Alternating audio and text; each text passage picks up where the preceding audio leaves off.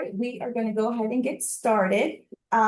So again, as Kathy mentioned, we are going to record the webinar. That way we can share this out afterwards.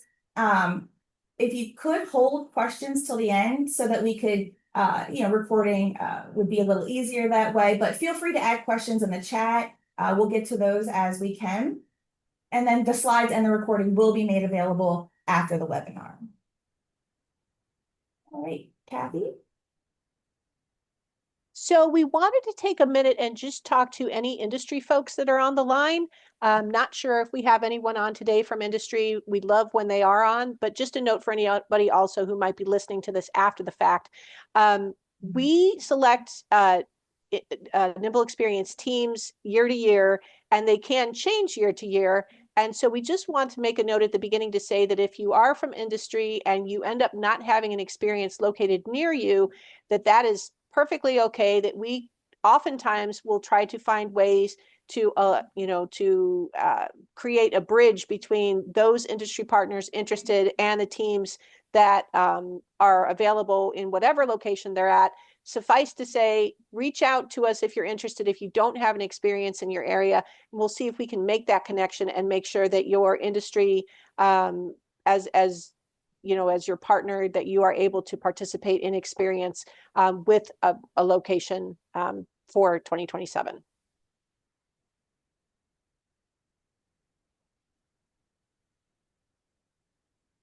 Great. So let's talk a little bit about what NIIMBL is and the history of the Experience program. So this program, the NIIMBL Experience, was created in 2019. It's dedicated to first and second year college students. And really, it was created to help broaden the awareness of careers in the biopharmaceutical manufacturing industry. Within the last 7 years, so as of the conclusion of 2025 NIIMBL Experience last year, we've been able to serve 238 students from 146 different academic institutions, which spans every region of the United States. So we're really excited about that. We have, we'll get into sort of the current year. We have 5 teams currently about to run. First one's running in a week. But then you'll see at the bottom here some photos from the last experience that we had last year. So some student photos. Last year we had 7 teams run. Sorry, we've got so many different experience programs, but 7 teams last year. So what are the program goals for Experience? So the program goals are really to introduce first and second year college students, anyone with under 60 credits, to career possibilities across the biopharmaceutical manufacturing industry. This is done through tours, hands-on learning, and personal engagement with industry folks to really give them an immersive experience for that week. We really want to broaden company talent pipelines, so connecting industry to these talented students who have participated and helping them sort of make those connections. And then enable students to learn about the biopharmaceutical manufacturing ecosystem. So what are the different careers? What are the new cutting technologies? Training educational pathways?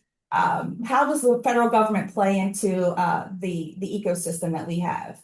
And then, basically helping students with their professional growth. So they'll learn to do networking, personal brand development, mentoring. So they'll have all of these additional experiences in addition to getting hands-on learning and tours and being able to connect with industry.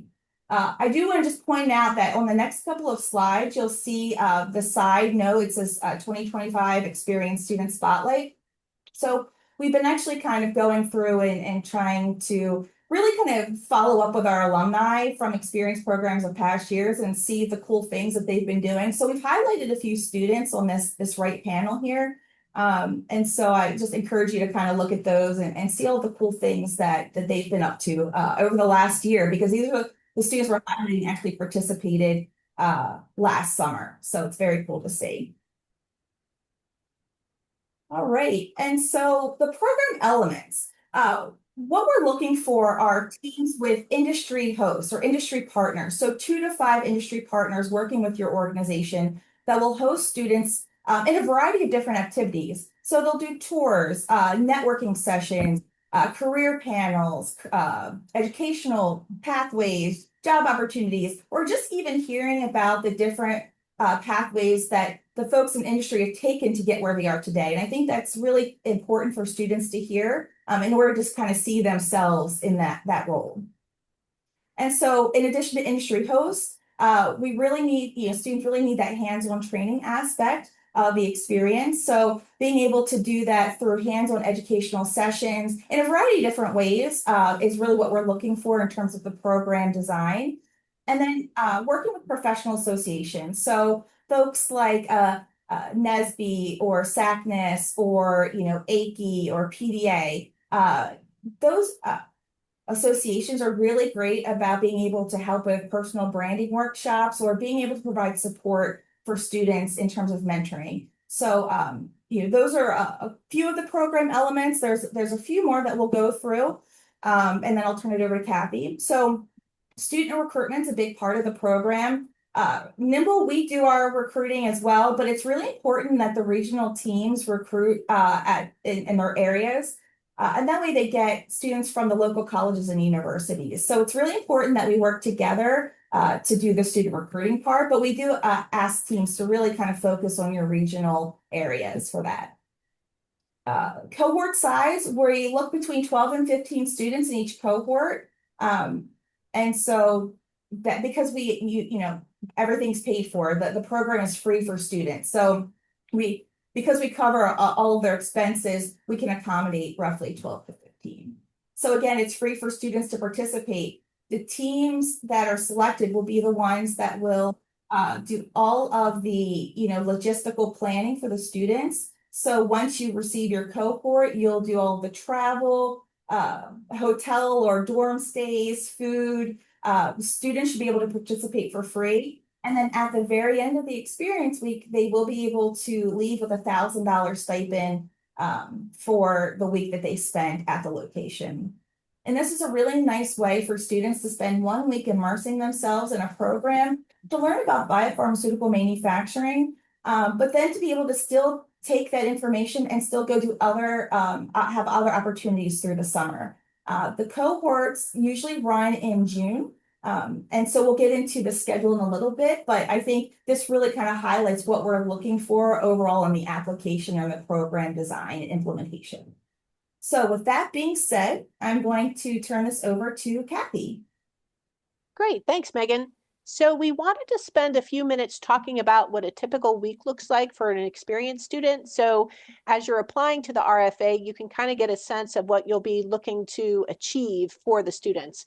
And so generally speaking, the high points that the students will want to participate in will include networking opportunities with industry folks and organizations that might be participating during Experience Week, tours. So tours of GMP facilities, other facilities that are made available for the students to tour, looking at equipment and kind of just getting an overall introduction to what a facility might look like. Also, any type of hands-on opportunities that they might come across during that week, either at the industry partner or at the location where the team is running. Learning the role and resources of stakeholders who are involved and critical to bringing life-saving treatment to patients.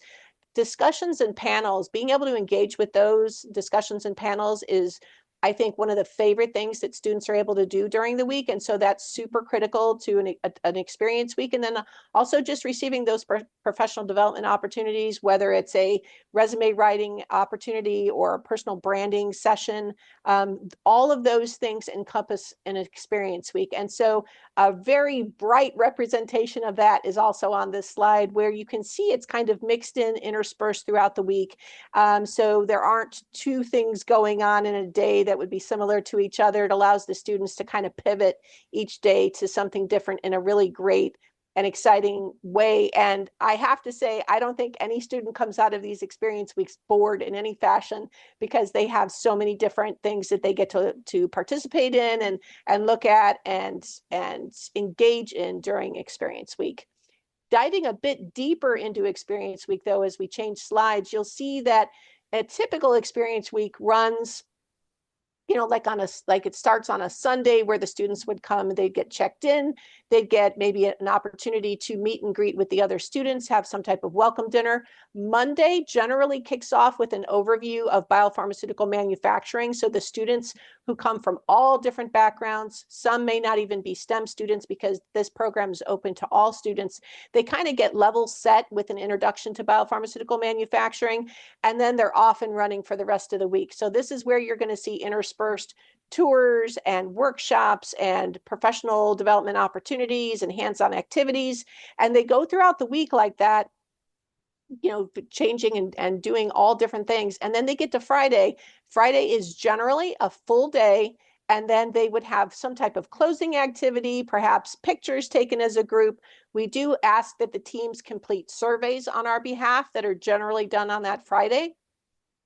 And then the week would be done. And students often end up leaving either Friday night or Saturday morning as the team decides, how long that Friday has to be. So that's generally speaking what an experience week would look like. And as Megan mentioned, we do love to feature these social media posts that the students do. I'm very humbled by them when I see them because you get to see what students get out of these weeks. And it's really just fascinating to see what their takeaway is on these. So if you're ever out on LinkedIn, you get a chance to look up the NIIMBL experience. You'll see lots of great posts. We've been super happy. We don't ask the students to do this. We say, if you'd like to, you can, and they never fail us. They always post, and the teams also in the past, the teams who have actually been selected to run experience for us end up often posting too. So it's great for us to see all of those. So just super fascinated by that and wanted to make note of that. Next slide, we kind of get into the guts, if you will, of what the timeline looks like for the experienced teams and those who apply to run an experience. So as you may or may not know, the RFA, the request for applications, launched for experienced teams on April 30th, bringing us to today, which is the listening session. And then as we look forward over the rest of the timeline, we will be taking in applications until July 20th when the proposals are due and the RFA closes. We make decisions at NIIMBL hopefully by about the beginning of August.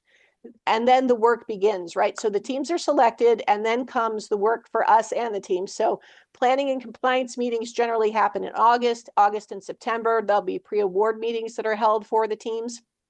In September, we generally have the kickoff meetings. So when October 1st comes and the teams become, usually it's right around October 1st. We don't want to promise October 1st, but generally around October 1st, we have the teams under contract. The project kickoff really begins. We had to try to have a cross-team meeting for students, I'm sorry, for teams in November. So the teams that are selected get to hear what the other teams are doing. And we find that to be super helpful for selected teams, especially if they're new teams, because they may find that we have in the group of teams, we have other teams that have run before. And so it's super helpful to have this cross-team meeting so that the teams can ask each other questions. And then as we move forward in the timeline, we see that the teams, once they're selected and under contract, they will start the recruiting process for students, driving recruitment and driving the outreach to students. Students have up until February. This year it'll be February 8th to apply to experience. And then NIIMBL goes ahead and selects the students that are going to be part of the cohort. We look through all the applications, we make those selections. That happens usually in early March. The program launches in June, so teams have really from the time that the students are handed over to them until June to make contact with the students, make sure that everything is set for their experience week. After their experience week runs, there's a program evaluation that's done, and then a cross-team meeting that happens for the teams in July to kind of debrief, run through how things went. We like to find out how things went at that time too, because we're obviously in the process of launching the next year's RFA for experience and want to make sure we take all of those best practices with us into the following year. Next slide. Diving a little deeper into some of these touch points. So when we think about teams coming under contract and starting the journey in the beginning of October, we want teams to know that they're going to be meeting with NIIMBL staff during that time. There's going to be an orientation of sorts. We're going to kick off the project. There's going to be a review of what the team is proposing to do. The teams do develop a formal work plan with milestones and go and no go dates. That does become part of the contract, if we want, I guess if we want to call it that the teams agree to. And so having that project plan showing what's going to happen during experience is super important. So we want to make sure that that project plan is dialed in. Also, during that same time, leading all the way up to the time that applications are due, super important for the teams to know that they'll be conducting student outreach and recruitment of students, marketing to hopefully local schools, and making sure that students are excited to apply and are filling out applications. Student application review and selection is taken care of, as I mentioned, by NIIMBL. So NIIMBL will provide the overall coordination for the application review process. We leverage existing infrastructure and scoring rubrics, and we do make the final selections. We notify the students, and we facilitate that connection from the students to the teams, to the regional leads, making sure that they understand that they're going to be in charge from that point going forward. Program development runs from November until May.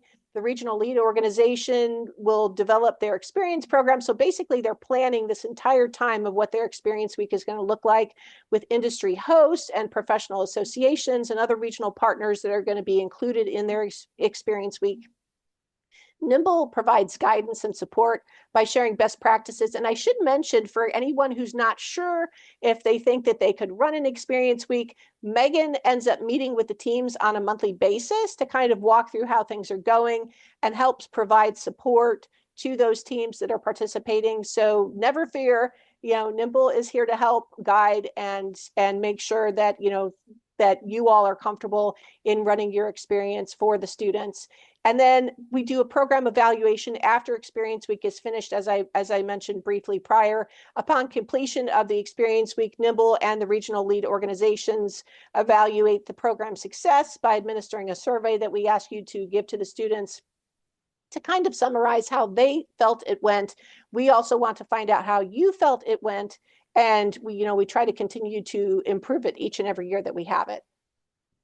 I did want to mention briefly roles and responsibilities, just so everybody's on the same page. We kind of consider it two sides of the same coin. So the regional lead organization being in charge of lots of different things, and then NIIMBL also being in charge of lots of different things.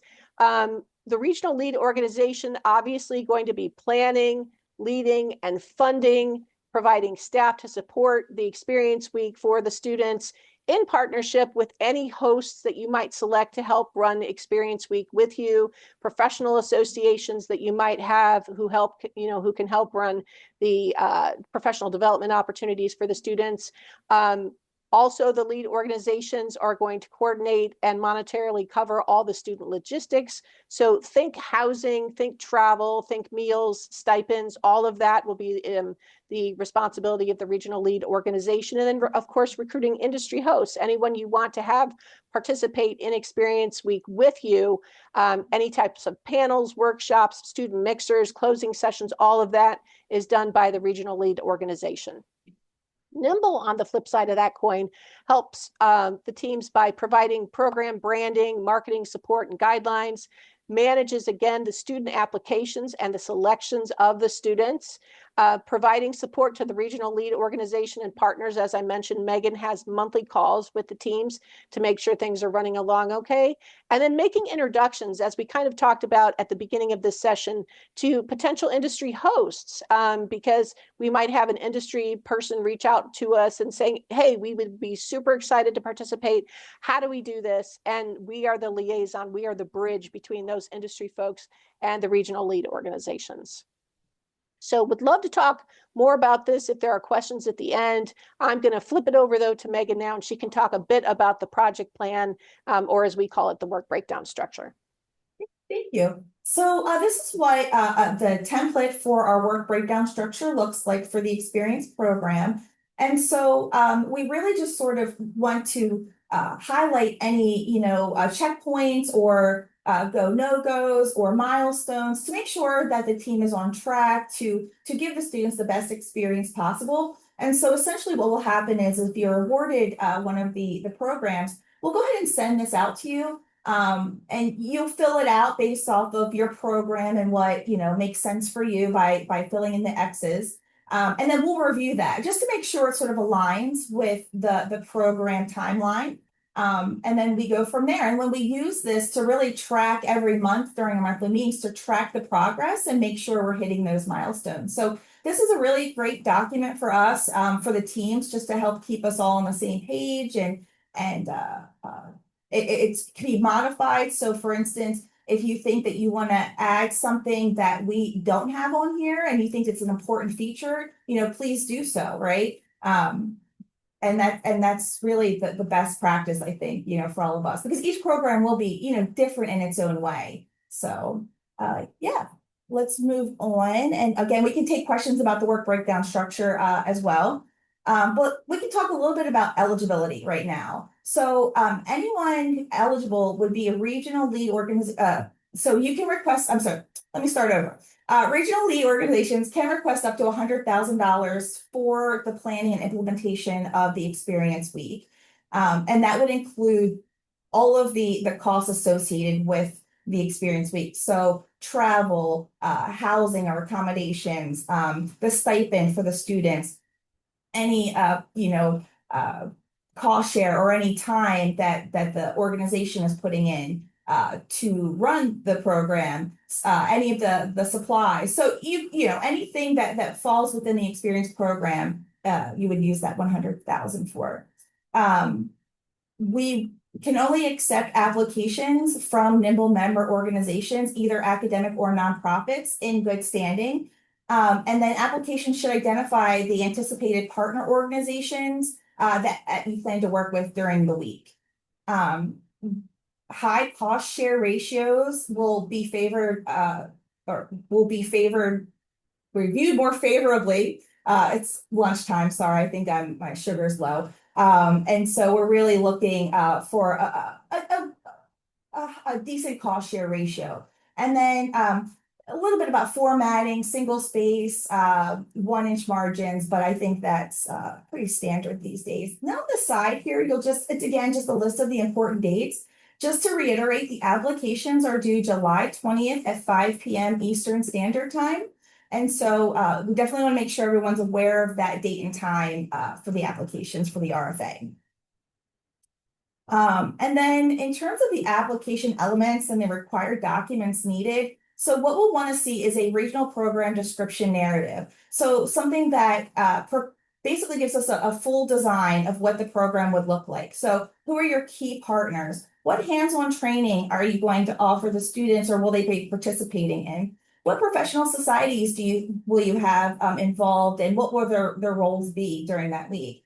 And so any anticipated industry hosts and tours or visits the students might participate in. Having those things, even if they're not solidified fully, but having, like this, a good plan of what you're going to do and that you've already been in sort of contact with these folks is really what we want to see.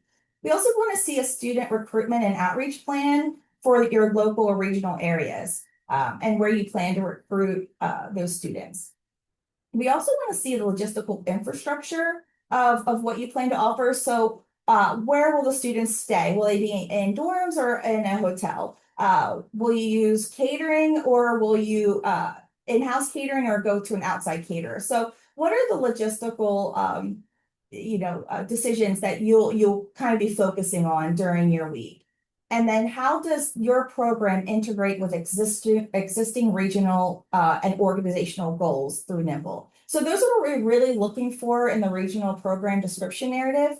But in addition to that, we're also going to want to see a project budget and a total project cost justification. So really the details of where the money will be spent. So will that be supplies, participant support, travel, those kinds of things. The more detail, the better. And we'll want a bio sketch from your organization.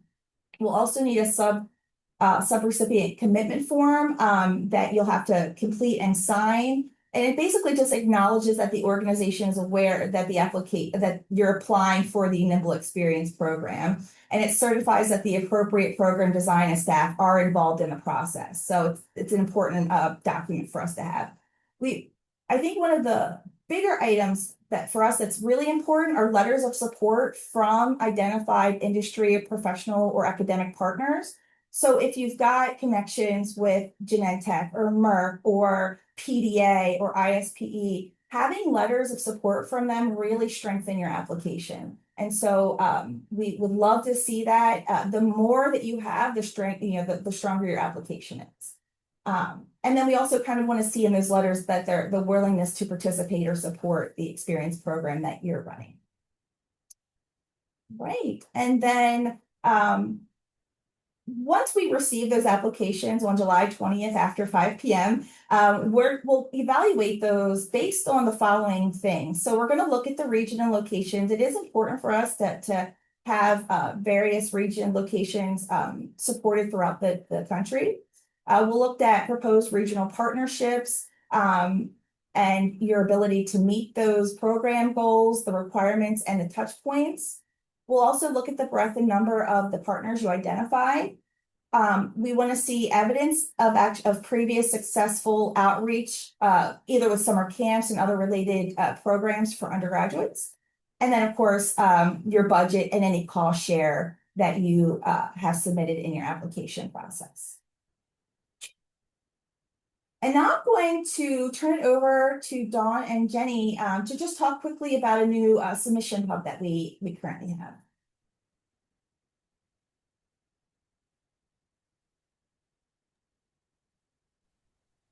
Yep.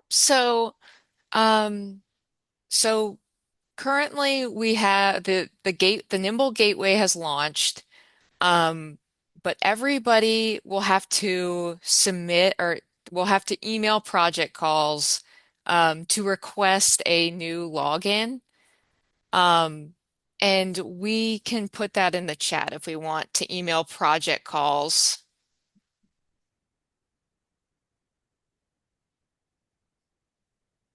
We'll put that in for you, Jenny. Yeah. Okay. Um, I don't know if you wanted me to just like run through an example of a submission. Yep, I can do that as well if you wanted me to. absolutely.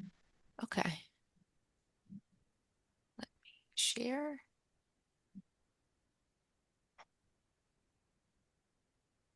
Okay. Can everyone see my screen? Yep. Okay. So here's our new login page. And once you request your login, it'll be your email dash gateway at your email address. So you go ahead and just log in.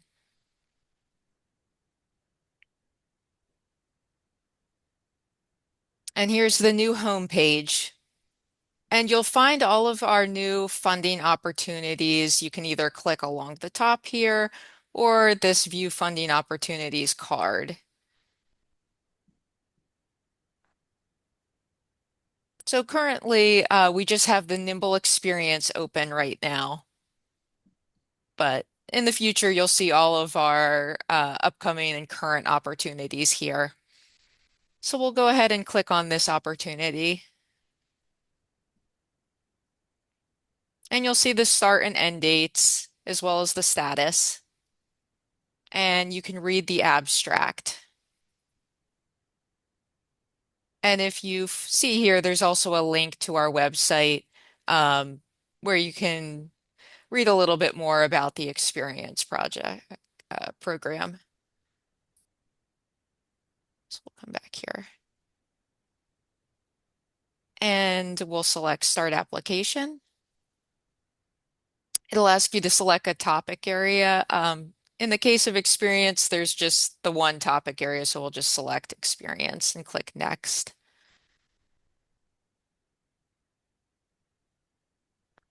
And next again to finish creating your draft application. And we have a set of questions It's just your demographic details. So we'll go ahead and fill this in quickly.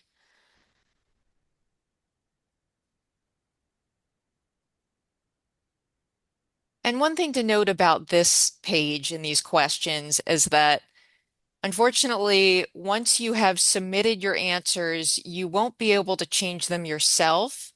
If you find that you've made the typo or anything, just please email projectcalls at NIIMBL.org and we can work with you to get those updated. So that's why we have this final question here that just like you're acknowledging that we can't edit it. You won't be able to edit it yourself. So just acknowledging it to make sure you've made sure everything looks correct. So we'll go ahead and just submit our answers. And you'll be able to see what you've submitted underneath questions, which looks good. Then we'll click on the Documents tab, and you'll be able to submit all of your documents here.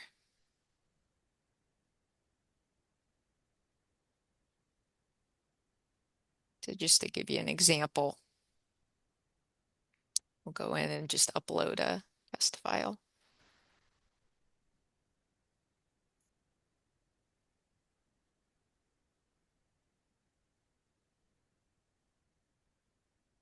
You'll see the document appear here. You can download that or delete it. We'll hit the back button. And you'll now see that the number of documents that you've uploaded has changed to 1 here. And your application will automatically save as a draft. So if we want to, leave for any reason, we can log out.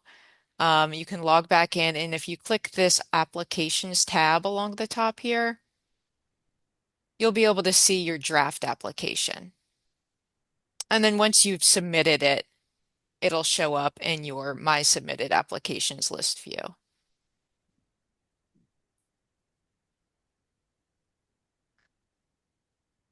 Okay. I'm going to go ahead and stop sharing. So if anyone has any questions, again, you can email projectcalls@NIIMBL, and we'll be happy to help you with anything. Thank you, Jenny. That was really helpful demonstration. I appreciate that. So No problem. And that was the sort of the end of our presentation. So we're here to answer any questions that you might have. We do see some things in the chat, so we'll get to those as well. We do have a question that says, where do we show our cost share? And so that would just be in one of the documents that Jenny just showed us on the application portal. But happy to take any questions from the group.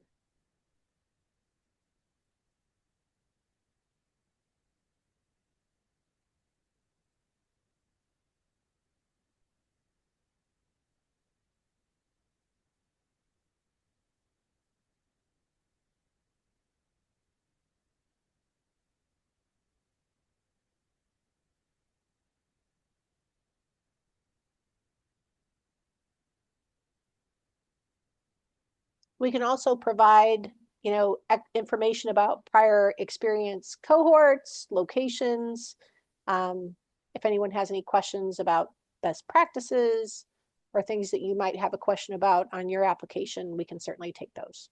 There's a question in the chat. Is there any advantage to the tier that is chosen for membership? No, we don't look at membership tiers when we review proposals. We do so based on the strength of the proposal and the industry partnerships and the content. But good question.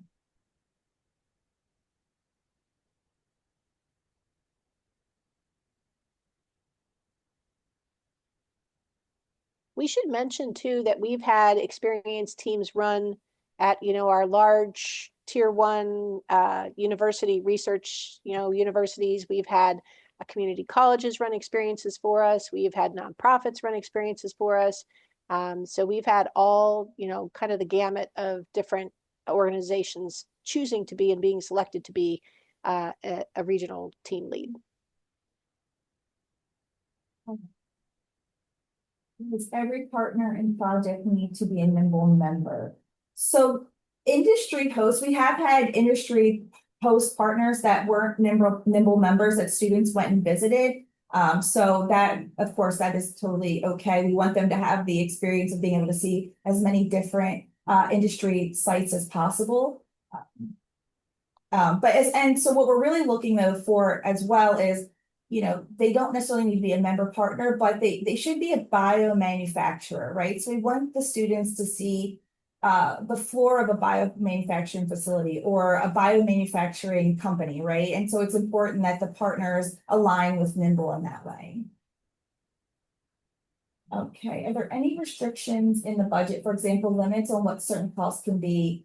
No, there's no restriction. So the max budget is 100,000, and you can allocate your budget however you think that you'll spend that money. I will say that a large part of it will go towards travel, most likely, and housing accommodations.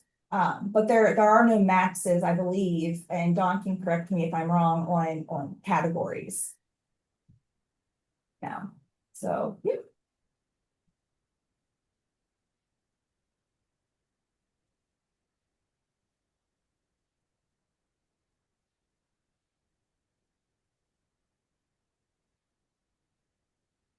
Do we budget for a max of 15 students? Ideally, yes, because the goal for us is to expose as many students as possible to do that. But we also recognize, right, that budgets, are firm and travel and things are costing more these days, right? So we're looking for no less than 12. So however that fits into your budget. But I feel like the more students you can service or have in the experience, would be good. But again, we won't, that's not a determination factor for the most part. So.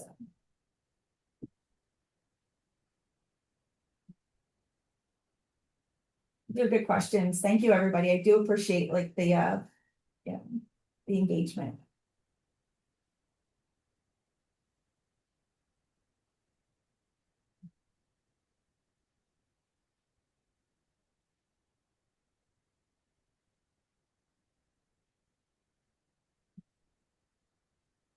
Thanks. Yeah.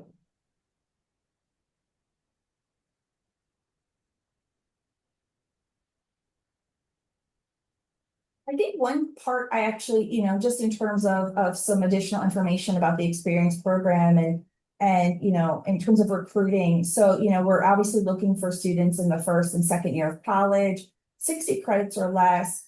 Just to note though that we don't include dual enrollment credits that they took in high school as part of those 60 credits. I think that is a question we get a lot of the times from students and teams, but any college credits taken while they were still in high school, we won't count towards that overall goal. And then just to make a separate note, all of the students have to be US citizens residing in the United States as part of our program functionality. And they do need to be 18 years of age. 18 years of age and older, yes. Absolutely. So they would not be a high school student, for example, participating in, some type of dual enrollment program. They would not be a high school student. They would have to be a college student who may have taken credits while in high school, but they would need to be actively enrolled in a high school, in a college program. There's a question in the chat about do all of the students need to stay in provided housing, and they actually they do. So part of the week isn't just about the hands-on experience or just about visiting industry or professional development. It's really about creating a community of 15 first and second year students and giving them this experience of a week together and building connections and learning from each other. And so for us, we feel like it's an important component for students to stay with the other students in housing. There's also a lot of other logistical reasons why it's important as well.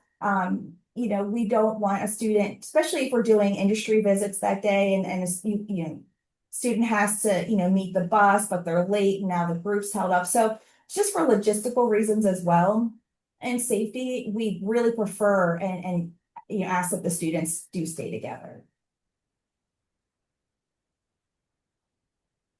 And again, that could be in a dorm, which I know is a lot more cost effective than hotel rooms, but hotel rooms are also an approved housing option. It just depends on where your university or college is or your nonprofit, wherever you're located, what makes the most sense for you and your budget.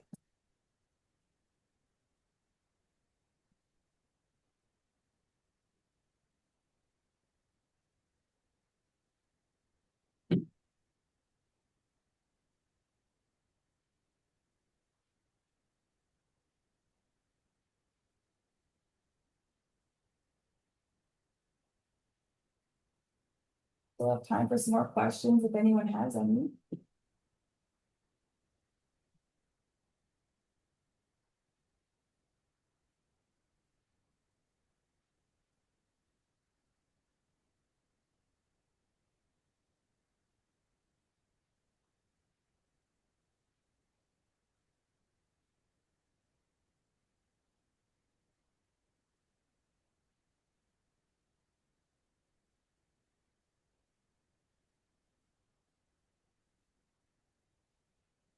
All right. Well, if there are no additional questions, we absolutely, oh, wait, nope, we just have a late one here. It says for food costs, if we're providing housing that has kitchenettes and allows students to cook, would we still need to budget for grocery, or is it preferred that we are providing all of the meals? So it should be, well, one, the students are usually programmed from like 8 a.m. until 6 p.m. And so the goal though is for them to not have to have any out-of-pocket costs while they're there. And in addition, I'm not, so we're working with students in my previous role, first and second year students, I'm not quite sure how much they'll be able to cook, what their skill levels are in feeding themselves. And so we really prefer that the programs provide food for them. And I will say that, and Dawn might be able to answer this, I'm not sure if grocery would be covered under federal funds as well. So that's something she can maybe answer for us. It really depends. If the program provided breakfast and lunch, then they can't submit receipts that have breakfast food. Maybe they eat breakfast cereal for dinner. It's possible. It would be our preference that the costs for the students are captured by the program and the program's budget. And it's hard to give the students a stipend or a gift card and have that be allowable because there's no guarantee that that's what they're going to spend it on. But if that is a unique case for you, I think you could reach out to Project Calls at NIIMBL.org and pose that question. Give us the chance to talk to you one-on-one about that and come up with a way to get that in your budget. One thing to remember is the federal per diem rates would then apply. So whatever food is in your city at that time of year, that's going to be the max for the day. You have to deduct what you provided, so it's not very much left. So it just keeps getting complicated. But we can definitely talk to you if you want to reach out to us. Thank you, Dawn. That's helpful. Great question.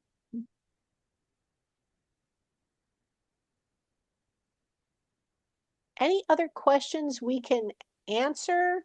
We've got time now. Also, after the fact, you are welcome to reach out to us. Being respectful of everyone's time, we want to end the session if we are finished. But again, we do encourage you to reach out if you have questions.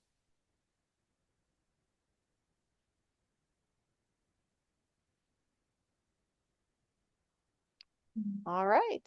I see Thank you. people starting to log off, so thanks everybody. Thank you. We appreciate your time.